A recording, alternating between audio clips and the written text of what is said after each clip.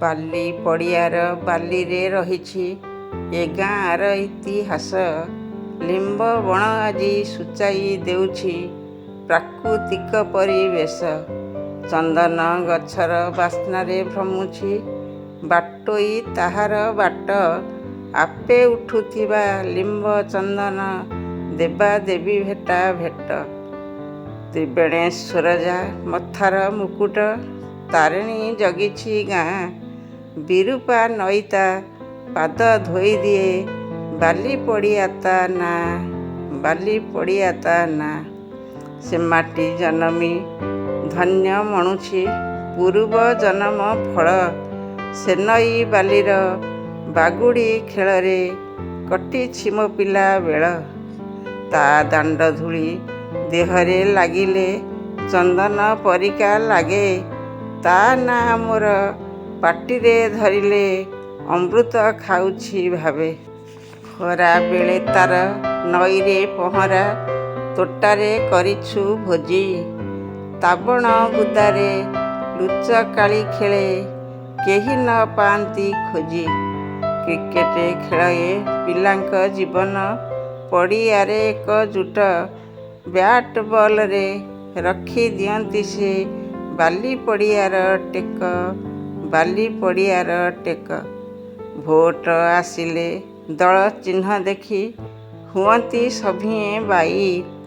Vote ସରିଲେ କୋଳାକୋଳି ହେବେ, ସତେ ମା ପେଟର ସେ ଭାଇ। ଭାଇଚାରା ଏଠି ଏତେ ଯେ ନିବିଡ଼, ଭେଦାଭେଦ କିଛି ନାହିଁ। ସବୁ ଜାତି ସବୁ ସମ୍ପ୍ରଦାୟ ଏଠି ଚଳୁଥାନ୍ତି ଭାଇ ଭାଇ। ସବୁଠାରୁ ବେଶୀ ଗୁରୁ ଗୁରୁଜନ ଭକତିରେ ଗାଁ ଭରା। ମୁରବୀ କଥାରେ ନଇଁ ପଡ଼ୁଥାନ୍ତି ଇଏ ଆମ ଭାଇଚାରା। ବିପଦ ପଡ଼ିଲେ କାନ୍ଧ ଦେଖାଇବେ, ସମ୍ପଦେ ବଢ଼ାନ୍ତି ହାତ। ଦୋଳ ଦଶହରା ଲକ୍ଷ୍ମୀ ପୂଜାରେ ହୋଇ ସବୁ ଏକତ୍ରିତ। ଫେରିଲା ଲୋକଙ୍କୁ ରାଧା ବଲ୍ଲଭ ଦେଉଥାନ୍ତି ଶ୍ରଦ୍ଧାଞ୍ଜଳି। ନୂଆ ଆଗନ୍ତୁକ ସ୍ୱାଗତ କରନ୍ତି ଆଶୀର୍ବାଦର ଅଞ୍ଜଳି। ବାଲୁକେଶ୍ୱର ତା ବକ୍ଷରେ ବିରାଜ, ପାଖରେ ନୃସିଂହନାଥ। ବିପଦ ଆପଦେ ଘଣ୍ଟ ଘୋଡ଼ାନ୍ତି, ଭକ୍ତି ଭରା ପରିବେଶ।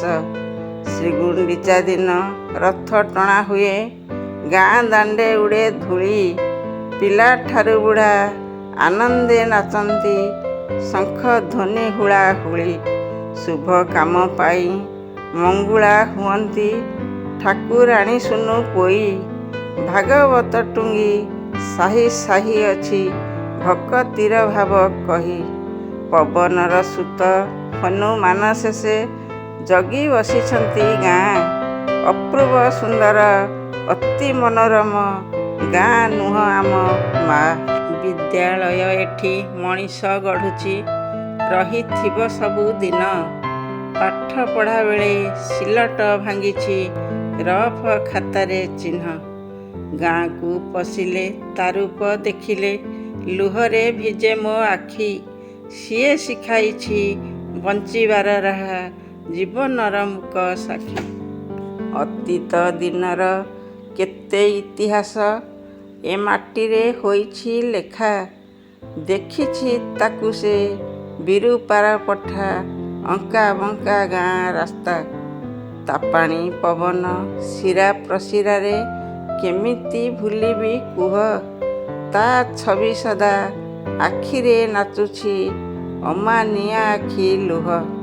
ଲୋଡ଼ା ନାହିଁ ମୋର ଐଶ୍ୱର୍ଯ୍ୟ ସମ୍ଭାର, ଲୋଡ଼ା ତା ଦାଣ୍ଡର ଧୂଳି। ଶେଷରେ ସେ ମତେ କୋଳେଇ ନେବ କି ତା ଶ୍ମଶାନେ ଜୁଇ ଜାଳି। ଏଇଠାରେ ମୋର ଜଳିଛି ଏନ୍ତୁଡ଼ି, ଶେଷରେ ଜଳିବ ଜୁଇ। ତା କୋଳରେ ଦିନେ ବିଶ୍ରାମ ନେବି ମୁଁ, ମୁଠାଏ ପାଉଁଶ ହୋଇ, ମୁଠାଏ ପାଉଁଶ ହୋଇ। ମୁଁ ରେଣୁକା ମହାନ୍ତି ମାଟି ପାଇଁ ପଦେ ଲେଖି ନିଜକୁ ଧନ୍ୟ ମନେ କରୁଛି। ଜୟ ଜନ୍ମମାଟି।